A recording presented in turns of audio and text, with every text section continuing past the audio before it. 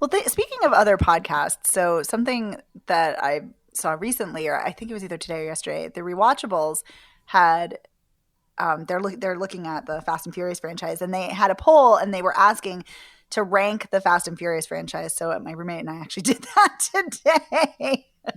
Oh, you ranked? What? How did it go?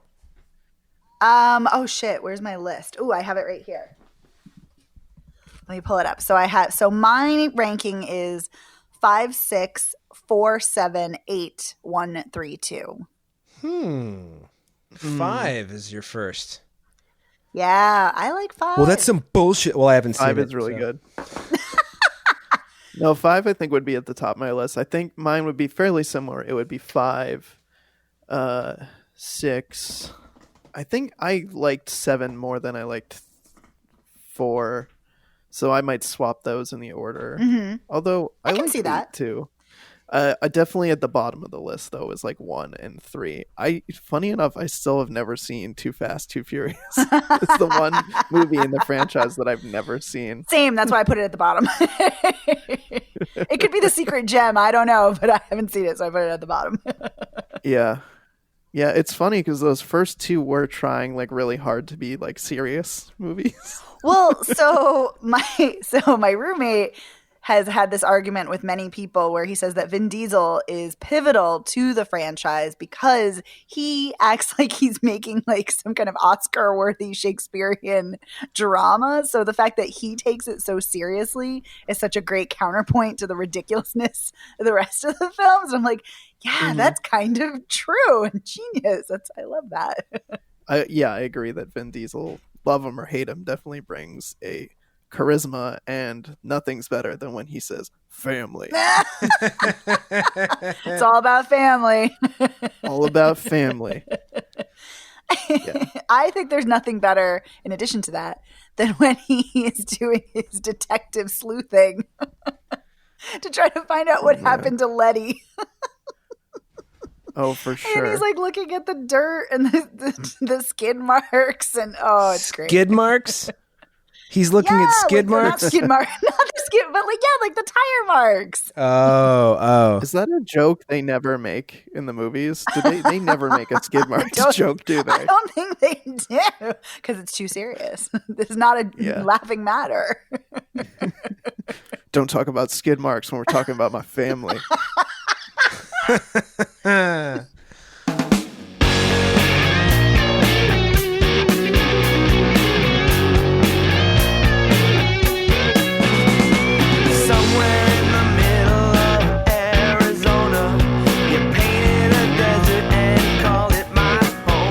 Hey, welcome to this latest episode of Spoiler Piece Theater, the podcast that doesn't give a shit about spoilers. We just want to talk about the movies.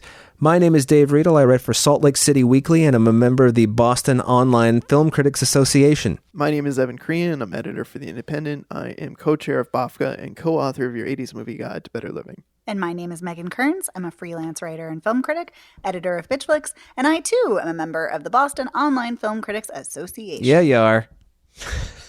That's become a thing now, I guess. So, I love it because we're all still isolating, quarantining, etc. Because shit continues to be weird outside your door. We're again focusing on streaming movies because nobody's releasing movies in theaters because theaters aren't open. I'm sure you know that as well as we do. So this week we are focusing on Tiger King, which apparently is a big deal. No, everybody I know is talking about it. It's absurd that I would say that. Mm-hmm. Bacurau, Resistance, There's Something in the Water, and Uncorked. And these movies are all available via stream, etc. And we'll let you know where they're playing. But first, Evan, clue me into Tiger King, this thing that people people are texting me about this. They're like, hey, Dave, you've seen Tiger King, right? I'm like, no, who is Joe Exotic? What the fuck? So fill me in. Yes, Tiger King is all pretty much anybody can talk about right now. It's a Netflix docuseries. It's a 7-episode series. It is about a guy named Joe Exotic. He's changed his name many times. Who he owned a I guess a zoo, like a private zoo where he raised tigers and big cats. And the whole series is about people who are involved with big cats in the United States, of which there's a fairly large network of people who have lions and tigers and bears. Oh my. Sorry. Oh my. It mainly centers on this guy Joe Exotic, who's this crazy like redneck guy, self-described redneck, living out in Oklahoma, where he's got this huge place filled with all kinds of wild animals. And it mainly centers on this feud between him and this woman, Carol Baskin, who runs a big cat reserve down in Florida. And her thing is that she's kind of like crusading to end the sale and the ownership of big cats. Like, there's people all over the US that own tigers. You actually find out at the end of the series that there's only 4,000 tigers in the wild and about 5,000 to 10,000 tigers living in captivity in the US, which is insane. Wow. Yep. Yeah. So this docuseries is salacious AF. It's kind of hard not to be when there's just all these people living in their own bizarre world of animals, and they're all just, every one of them is just nuts, and none of them are good people. They're all just kind of have a screw loose, and they've all kind of done some unsavory things. But what comes to a head is that you find out that Joe Exotic is in prison because he hired someone to kill this woman, Carol Baskin, who's like his rival. So it's just kind of like an unpacking of this whole story. Yeah. Oh my. Okay. Wow. Yeah.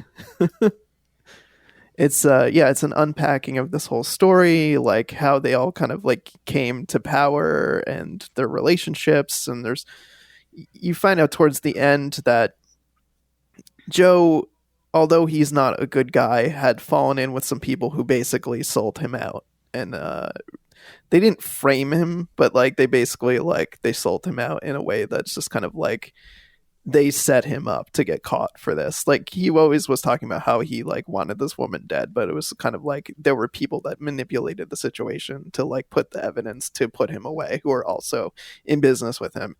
I'm not sure what else to say. It's just, you kind of need to see it because it's just so outrageous. Like I said, it's very salacious. Joe Exotic is a strange guy. I was like, I swear I've seen this guy before, and I realized that there was a clip of him from John Oliver's show where he like at one point was running for president, like back in 2016, and he's like, I'm a gay redneck guy with a gun, and I've raised tigers, and I'm just like, I remember seeing the clip thinking like, who the fuck is this guy? And now that I know more about him, I'm just like, oh my god, this is insane. Wow. Wow. I mean, you had me at big cats, so. Yeah. I mean, when you were first talking about it, you said big cats like 7 times, and each time you said it, I was like, yeah, I think I'm in. So, what? Yeah, I mean, it's tough to watch because there's this, like I said, there's this network of people, and they give you backstories on a lot of them who have tigers in their possession, and, they don't treat them very well. Like, it's obvious that abuse is happening. It's just, it's not good. And there's abuse on a number of levels. Like, you find out that Joe Exotic had 2 husbands, and they were guys that he met when they were young and kind of like coerced them into being in relationships, and to the point where they kind of like felt trapped and had no place to go. And then, yeah, also you see his wedding to his 2 husbands, which is, it's so unique. I can't even describe. It needs to be seen. And then there's this other guy, Doc Antle, that they show, and he has like a harem of women that like, it's gross. It's very gross. Like, so there's like animal stuff, and then there's also like guys coercing, younger people into relationships with them and just like taking advantage of them. And it's a lot of just gross, disgusting stuff, but it's just like, you can't look away because it's just such you just can't even believe it's true as you're watching it. So I think that's why people are so hooked on it, and they're talking about it, because it's just It's nuts. All these people are nuts. None of them are good. And it sucks because, as they say kind of toward the end of the documentary, it's like maybe at some point these people did have something good that they were trying to do. Like they show like clips from like years and years and years ago when Joe started this reserve or zoo or whatever you want to call it. And there was love for the animals, but like he got to a point where he was just so obsessed with fame and himself. And it's just, yeah, it's not good. I think one of the other things that people have talked a lot about is the fact that there is a person who is in the documentary who was misgendered. And so they refer to them as her when they shouldn't be, which it's not good. There's a lot of I don't know. I'm probably sounding like discombobulated, but it's one of those things you kind of have to like see to believe. But I think it's definitely important because like I said, everybody's talking about it, and there's a lot of stuff I think in here, kind of in these like true crime series to have an opinion about. It's like Making a Murderer in that way. You get a lot of different sides of the story, and I think it's important to see it to kind of understand what people are talking about and to have like your own opinion about it. Okay. I mean, knowing that it's full of people who do bad things to themselves and other people and to animals, now I'm not sure I want to see it. You spoiler piece me out of it. Yeah, I will not be watching it at all. Yeah, I don't know. Yeah, I mean, sorry. There's not a lot of like explicitly like bad stuff that you see happen to the animals. Like it's usually like situations where it's like, okay, yeah, that's just not a good way to handle it. A lot of the stuff they talk about happens off screen, so it's still kind of graphic though. It's definitely not an easy watch. Okay. Yeah. I think one of the interesting things is that I've read about it is that Carol Baskin, came out and slammed the documentary, and she said that the directors originally came to her and approached it as they wanted to do the big cat version of Blackfish, the amazing documentary about SeaWorld and orcas in captivity. And I thought that was kind of interesting because that is a documentary I actually would like to see, but and whether that's true or not, I don't know if that is what the directors intended, but then they stumbled upon all of this like murder and like mayhem and, and madness. So instead that's what they went with. So I'm not, I'm not sure. But the thing that irritates me about Carol Baskin is that she's positioning herself as like, oh, what Joe Exotics is doing is terrible. What I'm doing is good because I run a sanctuary. No, her place is fucking terrible too. She has cats in these tiny, tiny cages, and that's awful. And I am all for sanctuaries and actually saving and protecting animals, but that is not the way to do it, to torture them while you're quote unquote saving them. So yeah, that's definitely a tough part of the documentary is that, whatever you want to say about how the documentarians paint Carol, she's not squeaky clean either. Like, yeah. Like there's a whole piece about how one of her husbands disappeared, and there's speculation as to what she did, whether she murdered him and fed him to the tigers or whatever. That's so crazy. Yeah, but I mean, like, she's not squeaky clean. Like you said, her reserve does have kind of cages there. It doesn't look like the best of conditions either. There's a whole thing she talks about that she doesn't pay anybody to work for her. Like they're all volunteers. And I mean, and the other guys like Joe and some of the other people, they pay peanuts. Like they pay their people like $100 a week, which is terrible, and they have to live in horrible conditions. But like someone of means, like she clearly has a fortune. Like she inherited millions of dollars from her husband who disappeared, and it seems like she also just makes bank off this reserve from all kinds of different sources. And to me, that's not the mark of a good person, someone who's not even paying people in this kind of situation. I definitely think that they definitely villainize her, and I understand the frustration of that, but I don't think any of these people come out looking good from this. I mean, like maybe some of the park employees, like the people who really were in it for the animals. But yeah, it's nuts. It does. It sounds bonkers. Yeah, it is. Well, speaking of bonkers, I don't know if this movie is bonkers, but when I was looking it up online, it said like weird Western Brazilian. I was like, oh, okay. So Bacurau. Yeah. Yeah. Bacurau is definitely kind of bonkers too in a very different way. So yeah, I absolutely loved this. This was great. And like it's, to tell you how it's kind of weird, like it starts off like in space, and then you see like the curvature of the earth and the camera's like zooming in, and then it gets closer and closer to Brazil. And yeah, and then later on kind of a weird flying saucer shows up, but it like kind of like from the 50s, but it's actually a drone. So that, and this takes place in the very near future. So, but I'm not entirely sure why it takes place in the near future. So this is kind of a strange film, but this is an incredible slow burn that just explodes in this kind of incendiary, fury-filled, righteous vengeance, this like retributive vengeance from these townspeople on these dehumanizing white colonizers who are hunting them. And that's pretty much what's happening. So the film starts, so once you get to Brazil, the film starts off where it's following this woman, Teresa, who is going home to her very small town, this village in Brazil called Bacurau. And she's there, you find out, for her grandmother's funeral. And like the whole entire town is there. Everyone's outside, everyone's paying their condolences. And Sonia Braga shows up. She's in the film and she's amazing. And she shows up and she starts like, you know, screaming insults at the woman who's dead. But then you find out that they were actually really good friends. So this town is incredibly tight knit. And there's some they kind of have some ties to kind of some possible organized crime. Maybe like the woman Teresa, her father talks about how everybody is, you know, they're a community and family of, you know, teachers and, you know, farmers, and also of like drug dealers and, you know, and sex workers. So it's kind of laid out for you that there are different occupations, you know, and different kinds of people within this community.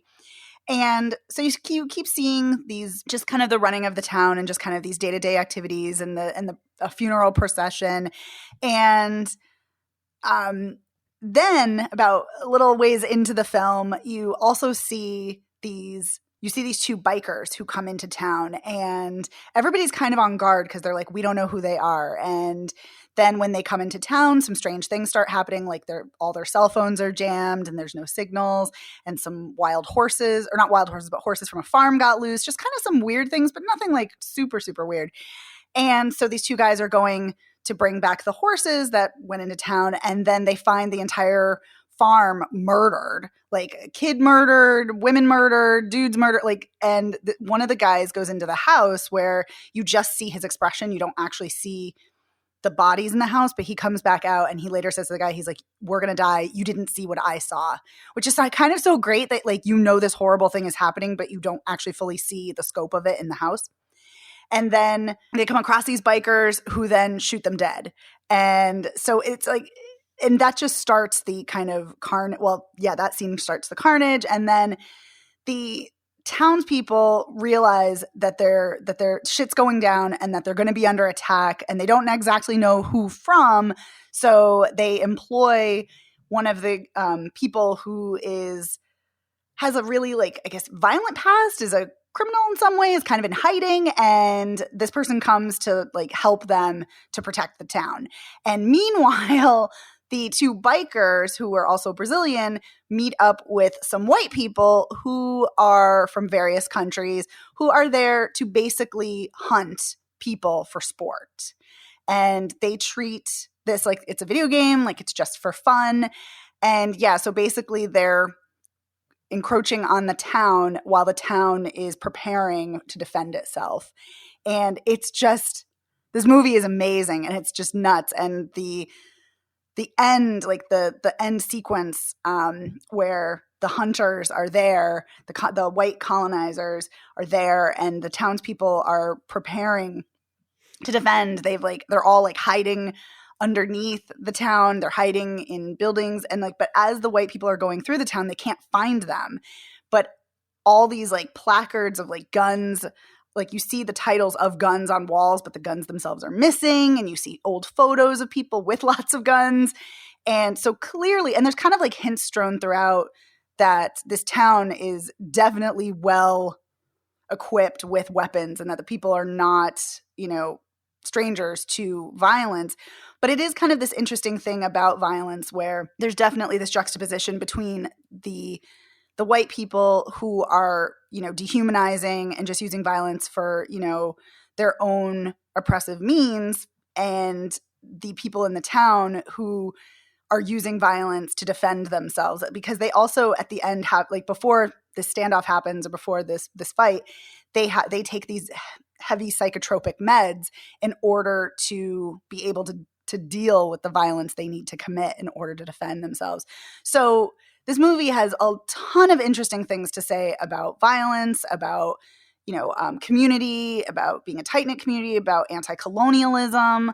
There's also kind of a really, at the very, very end, there's this interesting, strange nod to Mad Max Beyond Thunderdome, where the mayor of the town, who's also an asshole, like, he promises to help them, but he's fucked up the dam so they don't have access to water, and he's like promised to bring things for them, but like books, but he like dumps books out like they're garbage. Like, he's just, this guy's basically an asshole. So and you find out that the mayor is in cahoots with the white people, and he told them about this town so they could, attack them.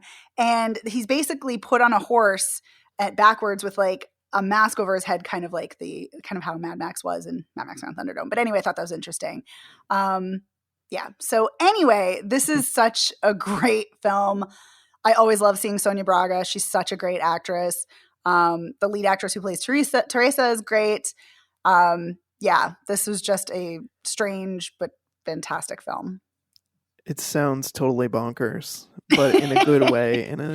There's a lot to dig through here, and they totally just went for it kind of way. Mm-hmm. Yeah, I mean, there's some things like, this is not like, this is kind of obvious, but like coffins are a symbol, they're a recurring motif throughout the film, and water is as well, and like, and extreme close-ups of mouths as people take the pills, and like there's so many things. I mean, like, Sonia Braga is playing a doctor, and she's a queer woman, and her wife is having an affair, I guess. I'm not entirely sure. Maybe they've agreed to it, but like there's so many layers happening that like we're not even getting into in this film. But yeah, it's just I loved it. I thought it was great. I don't have anything to say. I'm just kind of like, I'm just cracking up because I'm looking at the IMDb page for it, and there's like a plot keyword section, and the second and third plot keywords are male frontal nudity and male full frontal nudity. Oh yeah, there is a lot of nudity. Yeah. So actually, that's so funny. I'm actually really glad you brought this up. So there are several moments of full nudity and male nudity, but one of the best scenes is where two of the white people are like stealth hunting the townspeople, and there's this dude who's like watering his plants. It's the morning. He's fully naked, just hanging out, and he like, you're looking at his face, and he clearly can hear something or senses something. Just, you can tell by his face. And then, so they think they're sneaking up on him, and the dude like goes in the doorway to like attack, but he gets his head completely blown, like not completely blown off, but like half of his head like caves in because it gets like blown off because the naked guy had a shotgun at the ready. Whoa. And then the woman gets shot too because the sex worker he was sleeping with was also there, and she's naked and she's shooting. So it's just like, fuck, it's an amazing scene. Yikes. Yeah, but there's a lot of nudity. Oh, good to know. Yeah, and the other kind of interesting thing that kind of reifying the anti-colonialism message is in the credits, the people are kind of organized by like what group they belong to, if you will. And the killers are called forasteros. And I was like, what does that mean? And that means outsiders in English from Brazilian Portuguese. So I was like, oh, yep, outsiders, just kind of, reifying this thing. And oh my God, there's also this other scene when the Brazilian bikers reconnect with the white people. They're talking about killing people or whatever, and they're like, oh well, in Brazil we don't know these people, so it's okay that we killed them. We don't kill friends in Brazil. And this guy is like, we're just like you. And they're all like, what? You're like us? No, we're white. You're nothing like us. So, and it's like this whole scene about like how they're denigrating these two who are Brazilian, and these two people think that they're better than the town because they're from the city. They're not from the town. So there's like class issues, race issues. Like, yeah, it's just, it's so layered and complex. It's great. Sounds good. It is. Okay. Well, I'm not sure if it's on if you've spoiler pieced me into it, but I mean, I like a Western. I don't know about a weird Western, but okay. But let's go to probably not weird World War II. Resistance. Resistance. Yes. So, where to begin? I don't often watch trailers for movies. I did watch a trailer for this movie and thought, this sounds interesting. But what was interesting was the fact that the trailer kind of sold this to be a different movie than it was. I feel like the trailer makes this seem like Jesse Eisenberg's character is like training this army of children that are going to be like spies and like, helping kill Nazis and, get information. That's not the movie, which is fine. I liked the movie. I liked the movie as is. I just thought it was interesting that they kind of like missold it so drastically in the trailers. No, this is more of like a broader film that's about Marcel Marceau. For those that don't know, probably the most famous mime ever. And probably what even fewer people know is that he saved hundreds of lives, if not thousands. I'm not sure specifically, but you find out all about him in the film. He's played by Jesse Eisenberg, and he's a Jewish actor, performer, and his father is a butcher, and he doesn't want to get into the family business, and he comes across a group of children that were their parents were killed by the Nazis, and so they're brought over the border into France, into their village, and he bonds with them. Like, he's able to use his performance skills and his miming to bond with the children, and it kind of radicalizes him, basically. Like, he realizes that like he wants to help these kids, and they're chased out of their village by the Nazis when the Nazis invade, and so they go to the south of France, and that's where he decides to join the resistance. And ultimately, like later, where he gets the idea to take the children and to sneak them over the border into Switzerland, which is quite a treacherous and harrowing section of the film. But it's definitely it's more of a broader story about him and kind of his journey from being kind of like this they call him self-involved. I don't really know how self-involved he is. He's an actor. Like, he's trying to make it against the grain of, someone, his father is disapproving of what he's doing. And what's touching later is you find out once they leave their village, the father always wanted to be a singer. And so he becomes an opera singer. And he even talks about maybe, after everything's over, that they'll perform together, which is heartbreaking because they don't. His father is shipped away to a concentration camp where he was killed. And this movie definitely tugs on the heartstrings with all of the children and like the children being in danger. So it's good in that way. Definitely mines good drama from that. And I like Jesse Eisenberg as a performer. His accent is inconsistent and I would say questionable. But I always, when I'm watching him on screen in the film, his emotions always feel very genuine. And I think he's a pretty good mime. Like, I think that he is pretty good. Like, I like his miming in the film. Like, he uses it to great effect with the children, just kind of making them laugh and bringing them joy in a time where they otherwise are feeling sorrow. And he's also good at using it to kind of like teach the children how to kind of hide and how to blend in. Like, there's a scene where he teaches them how to climb a tree and how to blend in, which becomes incredibly important later in the film when they're running around in the woods. And Klaus Barbie is in the film, and so he's like leading the Nazis in the woods trying to find them, and they are able to climb up into a tree and hide for long enough that they can get down, and they kind of just barely get away. They're like on the edge of a cliff, and I have no idea how true this is. They're basically at the edge of a cliff. They're not sure what's at the bottom, but the Nazis have closed in and they're shooting at them, and they have to jump into the unknown below, which miraculously they all survive, with the exception of the woman who her name's Emma, and she's Marcel's girlfriend, but also one of the other fighters in the group, and she gets shot, and then she doesn't survive when they kind of land at the bottom, which is heartbreaking. Oh yeah. As you would expect in this kind of film, there's definitely the like gruesome, horrible, like Nazi killing scenes. Like, Klaus Barbie, he captures Emma and her sister, and Emma has to watch him like torture and kill her sister, and then she's like released back outside. It's rough. It's definitely not easy in that regard, but really interesting story with a very weird and I find unnecessary framing device.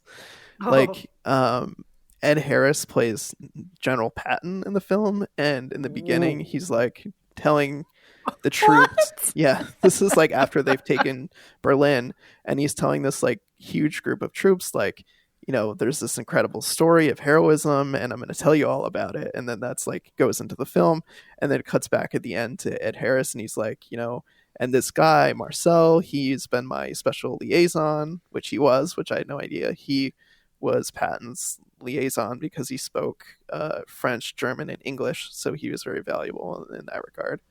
But then he introduces him, and then you see him perform as a mime for like the first time, like in actual makeup and everything. Okay. Yeah. So that is Resistance. It's good. Not quite what I was expecting, but not necessarily in a bad way. I liked the people in it. Bella Ramsey, who is in Game of Thrones, everyone knows her as Lyanna Mormont. She plays one of the children. She's kind of like the main child character. The film opens with her parents being killed by the Nazis, and she's really great in it, and I like her as a performer. Oh, she's so good on Game of Thrones. So good. And Edgar Ramirez is in this as well, and he's really good. Oh, I like Edgar Ramirez. I enjoy watching him. Yeah. He plays Jesse Eisenberg's brother, I believe, in the film. He's really great. Okay.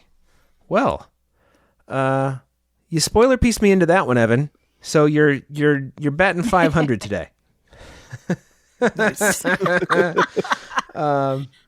500 mean 50%? Yes, it does. So, Megan, let's talk about There's Something in the Water. Let's do Not to be confused with Don't Go Near the Water by the Beach Boys, which is one of my favorite Beach Boys songs. Just thought I'd mention that. Two totally different things. But there is something in the water, isn't there, in Nova Scotia? There sure is. And leave it to tiny Canadian Ellen Page to show us what that is. This is a documentary co-directed by Ellen Page. And the reason that I call her tiny Canadian is, I don't know if it still says this, but for the longest time on her Twitter handle, that was her bio, tiny Canadian. So, and basically, it's a short-ish documentary. It's about, an hour and 10 minutes long. And it is about basically dumping pollutants, or because they're Canadian, effluent, into natural bodies of water, mostly on First Nations land, and how everybody's getting cancer and dying, and the government of Canada is a bunch of dicks because they say, we're going to stop this, and then they never do. And it focuses on 3 areas. right? It's three different areas. Mm-hmm. Yep. Yeah, and I thought it was going to be kind of like this overarching view of pollution, if not Canada-wide, Nova Scotia-wide, but it's very specifically about these three places and these three communities. And yeah, it's pretty straightforward. It is very pro these communities and anti-dumping, obviously. And actually, wait a minute. Two of them are about water, but the other one, well, they're all about water because there's something in the water. But two of them are like manufacturers who are dumping chemicals into the water. But one of them is an old landfill where everything is leaching into the water. I forgot about that. In the groundwater. Yeah. Yep. And you know they don't have an alternative. Oh, I'm sorry. I was just gonna say, and they don't have an alternative for water. Right. Actually, they do now. Yeah, but they didn't when they were shooting this. I'm getting ahead. But do you want to take this, Megan? Because I just kind of feel like, other than breaking it down like that, you know, there isn't much more to say about it from a narrative point of view. Although the people they choose to focus on to kind of be the spokespeople for each community are pretty dynamic and compelling themselves. Oh, absolutely. Yeah. So, this is an incredibly, like you said, incredibly linear, incredibly straightforward documentary. It starts off with Ellen Page, and she uses herself as kind of the framing device that, you know, she grew up in Nova Scotia. She was, you know, lived in Halifax, and she would spend her weekend summers, you know, in the water and, you know, just playing and thinking that Canada was great. And Canada is so wonderful because, you know, they've had marriage equality for 14 years and, you know, they're the second country to legalize weed and, you know, they have universal health care. So yay, isn't Canada great? And within like 2 minutes, she's like, no. She's like, no, because all this environmental racism is happening against Black communities and Indigenous communities. Yeah. And so this documentary is based off of the book There's Something in the Water by Ingrid Walden, who wrote the book all about environmental racism and all about how it impacts Black communities and First Nations communities. And I mean, just her talking about environmental racism and how it disproportionately impacts communities of color. If you look at where these communities live, that's where all of the toxic landfills are. And that's where all of the dumping sites are for mills and for corporations. And it's disgusting. And then it goes through where Ellen Page is traveling from place to place, and she goes to the town of Shelburne, which is where they had the landfill and they don't have water. And the woman, Louise, who's the activist who's kind of talking to Ellen and showing her around, they're literally going through the town and she's like, that person's dead. That person got cancer. That person's dead. That person's dead. Like going down the line of all the people who have cancer and all the people who are dead. And it's just gutting as she's talking about this. And, you know, and the other thing that's horrifying is in the narration, Ellen Page is talking about how the well that Louise has proposed, which would be in a location where they would have safe, clean drinking water, would cost about $10,000. And the town was like, no, we can't do that. However, they budgeted $35,000 for their annual Founders Day celebration. And like, that's like so disgusting. And like, it's just... And she, oh my God, it's awful. It's awful. And in the town of Shelburne, they had the highest population of free Black people living in North America at one time. And she was saying that, you know, she and other community members are descendants of Black slaves. And she's really proud of that. And it's just, they were promised a better life. And it's so awful because this dump just like, they would dump everything there and then they would set it on fire to kind of like mitigate the size of it, and it would just get smoke and soot and everything. And yeah, so it's awful. It's horrible. And then she goes to this other town and she talks to this woman, Michelle, who is part of the Mi'kmaq tribe, and how their community it lives on what's now called Boat Harbor, but it was named Assayak. And that water was like super important for the Mi'kmaq community there, because the children would go in there when the Indian agents would show up. And she talks about how, like water is revered and everything. And so it's an important part of the community, as well as also to provide, drinking water, fish, like, recreation, kind of everything. And then the Scott Paper Company came along and was like, hey, we're going to build this mill here. And then they started dumping into the water, and her grandfather was a chief, and he was really concerned, like, hey, we don't want this waste here to pollute the water. But then they're like, no, we're going to show you another facility and how it's not polluting the water, which they did, except it was a domestic sewage treatment facility. So it wasn't the same at all. And so as soon as they signed the rights, they got 60 grand for signing away essentially the community's rights, and the water has been polluted. And a week after the mill started running, all the fish died. And they knew, they were like, shit, we're screwed. Like, this is horrible. And she talks about how, this woman, Michelle, talks about how her grandfather died at like 41 years old. And like everybody in her family, aside from her mom and her aunt, are dead. And how they died from suicide, from cancer, from drugs, from alcohol. And she's like, what would my family be like if this had never happened? And it's just, co-director Ian Daniel asks her, he's like, do you think about your own life? And she's like, I never thought I'd live very long. And like, it's just, I like couldn't stop sobbing. It's like so sad and just horrible. It's just awful. And then she talks about how there's this, how she's been protesting with other people and trying to push the government to shut this down. And they said that the government said that they would have to shut down and find, a new way of dealing with the waste. And they gave them 5 years. And then right before the time was up to close, the company, the mill there was like, oh, no, but we need more time. And so it's just like, even when things are going right, it's like, fuck, things are still going wrong.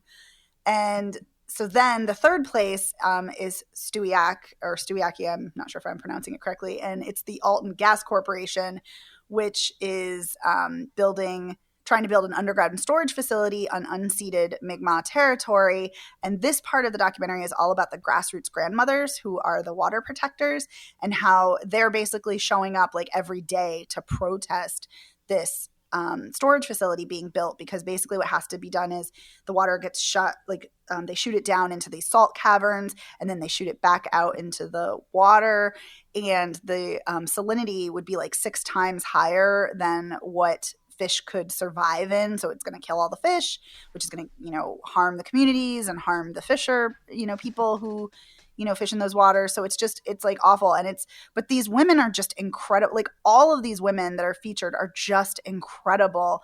And their stories are heartbreaking, but the fact that they're, standing their ground and they're advocating for their communities and for future generations is just, it's just so impressive. But it's just, the whole documentary is just so sad. Sad is definitely a good word. Yeah.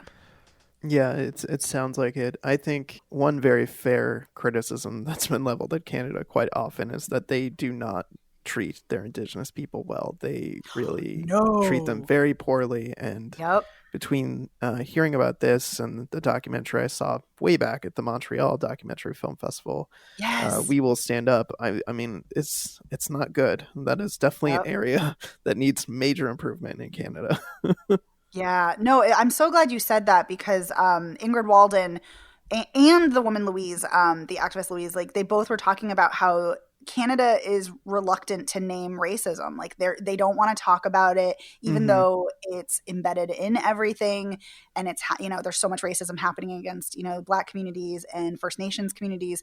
But they don't want to talk about it. And then Ingrid Walden says there's like this detachment, and that these communities don't matter to white people. And if they don't matter, you can basically like do anything.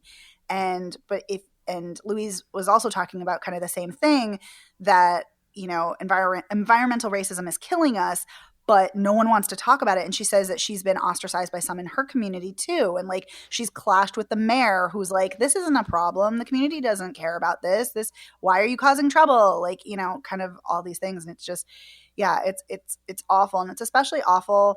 Like, it's sad, and it's infuriating that, like, so many people talk about how Justin Trudeau is so great and he's such a feminist and blah, blah, blah. And it's like, if you're fucking not advocating for communities of color, you're not feminist and you're not that great. You know, if you're just shitting all over them and not helping them, you know, to lead healthy, you know, happy lives, and you're just oppressing them, it's just awful. So, yeah. So I'm so glad you brought that up, Evan, because it's so true. Mm-hmm. Well, you got everything that I was going to say. Thanks. So. Yeah, you're welcome. Yeah, and you know, I thought about it, and I kind of thought like about the linear nature of the film, and I thought like, you know, it's so short, and I'm like, would I like to see more? Yes, you know, and I thought like, oh, what if there, you know, weren't so many traditional elements, like it wasn't so linear, you know, and it was edited differently, or maybe there wasn't a narration. And I have to be honest, I kind of didn't care, because the women that she talks to, Dave, you hit the nail on the head when you said they're dynamic. Like, they're so passionate and so engaging that I just was drawn into their stories. And I think that was probably a very intentional choice to make it feel very intimate, very personal. So if you care about these people, like on an individual level, like each woman has like a title card on the screen, like with their first name, like that takes up the whole screen. And I feel like that it's kind of like an introduction, and like it's trying to be personal. So if you care about these women personally, perhaps you will care about the issue more, like putting a face to the issue. Wow. You really nailed it. I mean, I'm not joking this time. You know. Thank you. You were joking all those other times. No, I mean, I was just trying to be silly before, but yeah, well, you explained it and got to the guts of it much better than I could. So, thank you. Oh, well, thank you. And if you have nothing else to say about that, maybe we should move on to Uncorked. Yeah, let's talk about Uncorked. Okay, let's. We all saw that. And the reason I picked it is because even though I want to see one of the other movies that was a choice we could have watched this week, I was just like, you know what? I don't want to A, rent it, B, find my computer that has, you know, the HDMI port and then plug it into my TV so I can watch it on the TV instead of the computer. I was just like, so I won't mention. So I went to Netflix and I was like, what's in Netflix top 10? I was like, no. Movie about sommeliers. Yes. And then it just so happens that you both watched it too. So, I really liked it. Yeah, me too. This was so good. Okay, we're all on the same page. Good night, folks. Yay! Okay. Yeah. Yeah, it's an interesting story too, like an angle to it that's just fascinating. It's the main character's name is Elijah, and he's played by, I'm going to pronounce this terribly, Mahmoudou Ati. And I've seen him before. He was in Patty Cakes, and I very much liked him in that. He's also in Underwater, and he's great. He was in that too. movie that Brie Larson directed, Unicorn something or other. Oh, Unicorn Store, yeah. He seems like a real up and comer. But I was also very happy that Courtney B. Vance was in this. That is part of the reason I chose it, because I liked the main guy, and then I was like, ooh, Courtney B. Vance plays his dad. Sold, you know. So yeah, and I was also excited for Niecy Nash because I love her. Yeah, she's great too. I mean, really good cast, so like good really well cast movie. Yeah. And back when Chris was our third co-host, we always used to talk about how made for Netflix movies were kind of like a little cheesy. And this movie's got some solid production values. I would say that most Netflix movies have kind of upped their production value game in the past year or two. But this really looks like a movie, feels like a movie, shot largely on location. You know. Yeah. Yeah, the one thing I will say is that this is not produced by Netflix, though. It's just distributed by them. Oh, that might be... Okay, fuck me. All right. Yeah. No, no, just to say that could be the difference. But regardless, you're right. And, you know, it's funny. I almost didn't watch this for that reason, because I was like, I'm not really in the mood for a cheesy, you know, movie. But then I was like, whoa, Courtney B. Vance is in this, Niecy Nash. I'm like, no, I'm going to watch this. And I'm so glad I did. It's got a little cheese or a little corn, depending on how you want to say it. And I don't think this movie looks that great. I very much enjoyed the story. I like the editing. I like the music choices. Yeah, music's great. So I think all of those are strengths. The casting. To kind of give the one sentence plot summary, the main character Elijah, he wants to become a sommelier, but his father Courtney B. Vance wants him to run the family's Memphis barbecue restaurant, and he's actually expanded to a second location that he really wants his son to take over. So there's the father-son push and pull, but his mother is always in his corner the entire time, which becomes very sad later in the movie. Oh, I know. This movie takes a sad turn. Yeah, and I was really hoping it wasn't going to go that way. Like someone has to die to bring these two together. It just broke my heart that they decided to go in that direction. But I really liked how it came together in terms of like how his mother's passing kind of brought these two together, and how initially Courtney B. Vance was so against this. Then he gets on it like full force, trying to help his son become a sommelier in his own in a way that's very true to his character. They don't cheese it up too much. Mm-hmm. It's just like, oh, he can still be this guy, but be supportive. Yeah, it's interesting because I feel like if I were to read the plot synopsis or something, a plot summary, or like hear it, I'd be like, oh, that sounds very conventional and very cliched. But the way it's executed, and because there's so much, depth and nuance with Courtney B. Vance's character and Elijah, that I feel like it works, and it really does earn their, connection and their kind of, their being in unison. And I really liked that. I'm going to borrow a Megan phrase and say 100%. Ooh. So, yeah, I'm right on board with how you feel about it. And I just was kind of I really, I think in lesser hands, this movie, the characters are kind of all prickly in various ways, and I think in lesser hands, with a different director.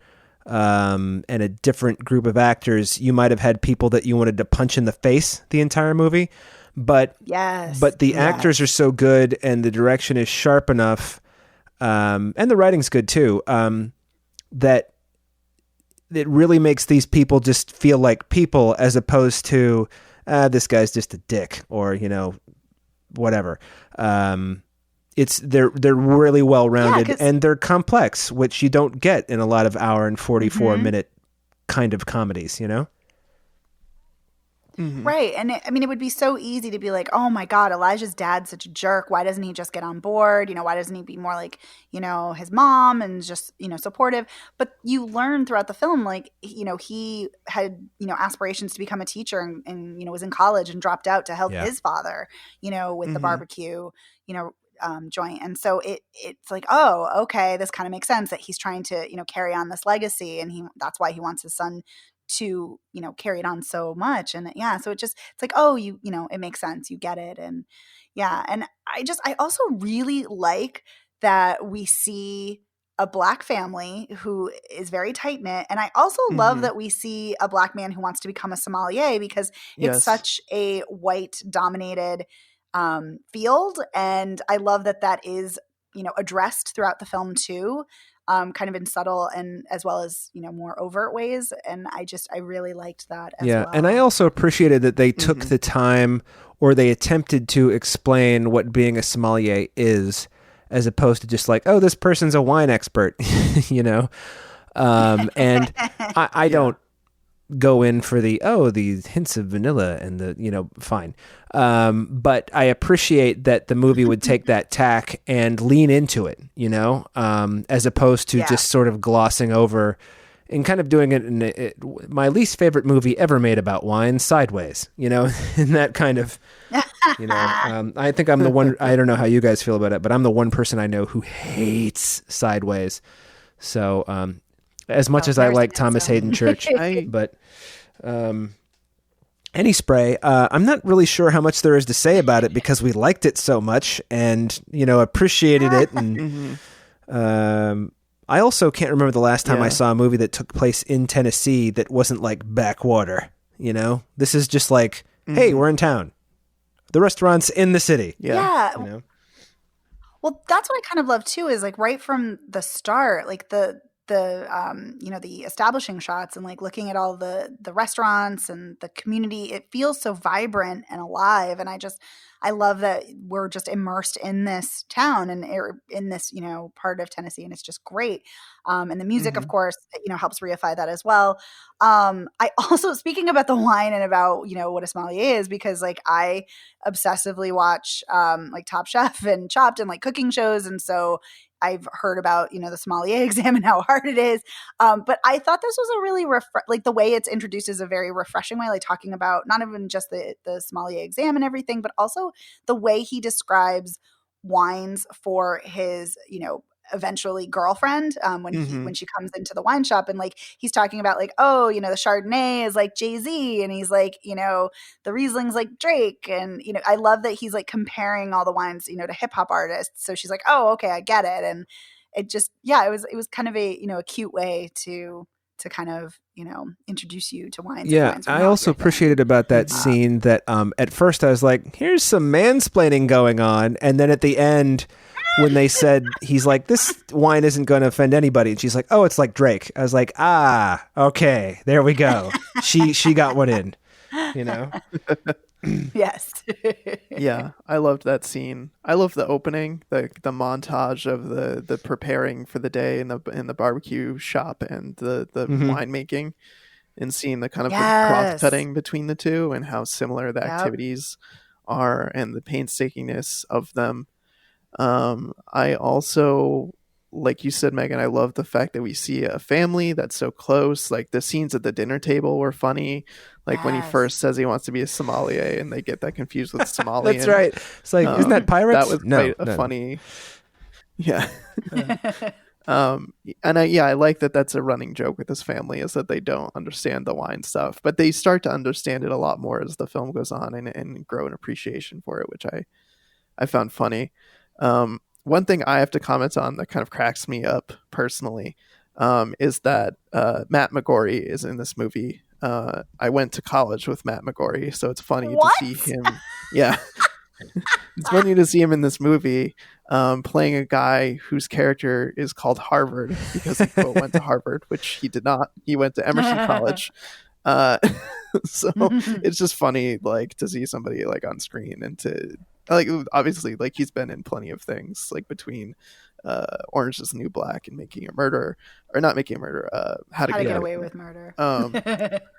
And he plays a similar kind of like douchey character in this, which I think is interesting because you think he's just going to be like a rival or like a backstabber, but then he actually becomes friendly in a way, like, let's push each other, let's challenge each other.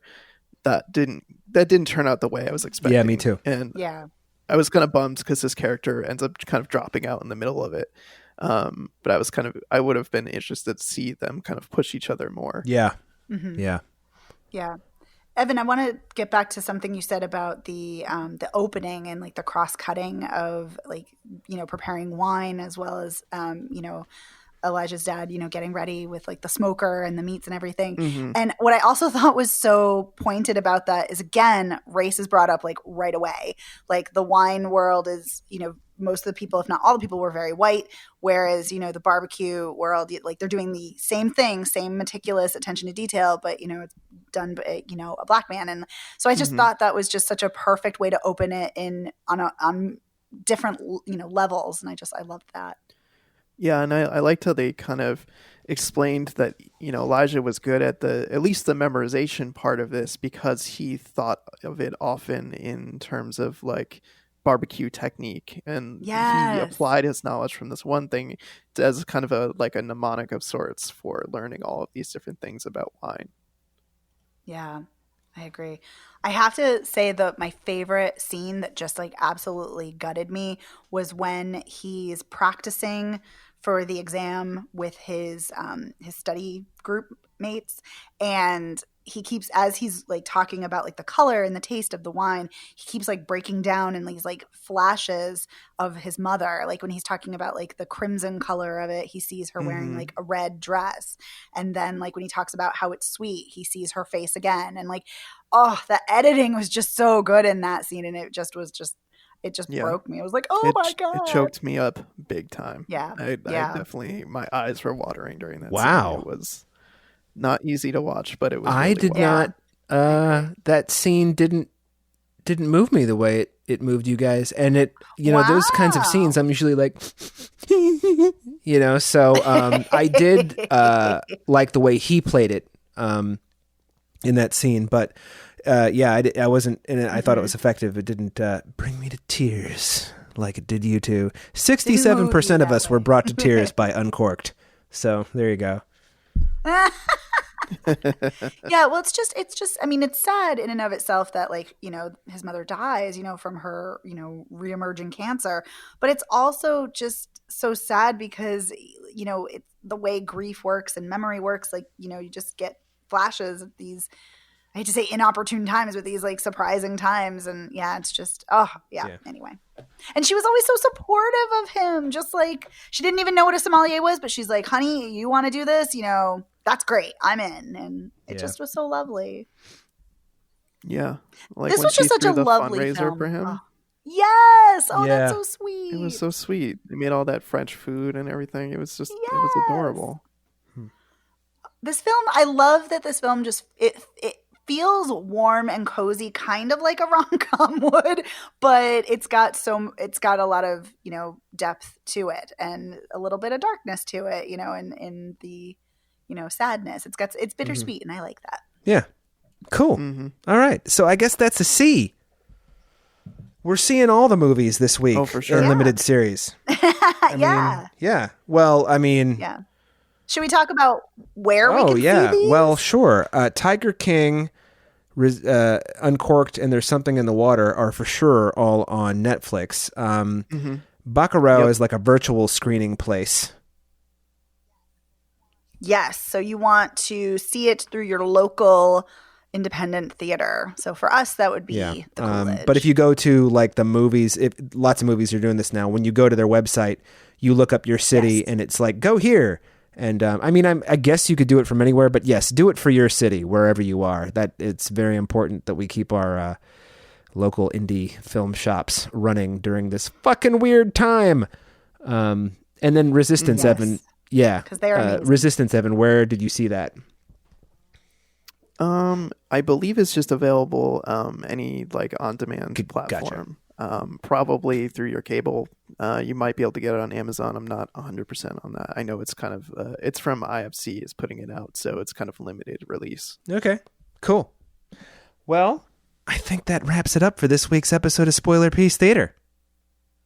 Thank you everybody for joining us. It's been quite a couple of weeks here in Quarantine City. Wherever you are, we hope you're getting outside to do something, as long as you're staying at least 6 feet away from everybody else. And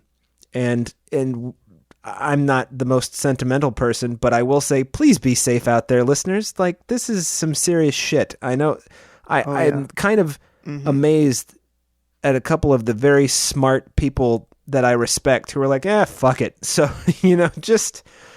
What? Yeah, it's weird. So let's just... Oh, that is So let's weird. just take this seriously, and that's enough of me telling you what to do with your life. So as far as Spoiler Piece goes, you can you can't see it anywhere. I guess if we wanted to fucking like live Instagram it, we could, but that'd be a very awkward shot of just one of us talking. Because we're doing this separately. But you can find the podcast any place you can find podcasts. And if you wanted to tell us how much you loved us, you could rate the podcast. Where can they do that, Evan? It's ratethispodcast.com. Yeah, that's exactly where it is.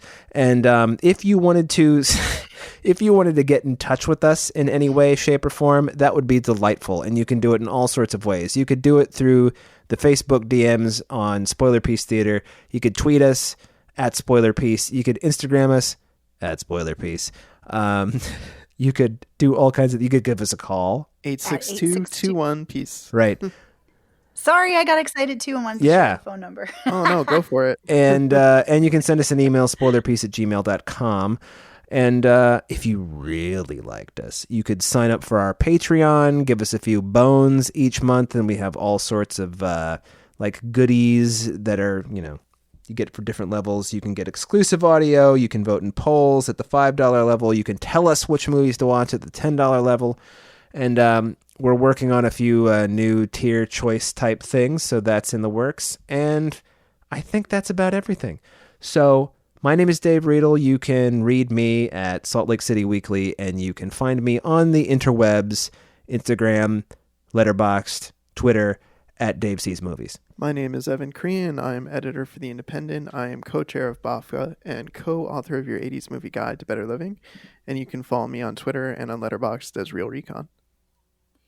And I'm Megan Kearns. I'm a freelance film critic, editor of Bitchflix, and I too am a member of the Boston Online Film Critics Association.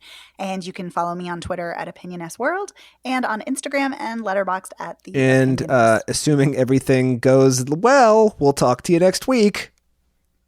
That's a coronavirus thing. I was making light of it, kind of. But that's ominous. Maybe I shouldn't have done that. So anyway, yeah, we'll talk to you next week. Yeah. Stay safe. Bye-bye.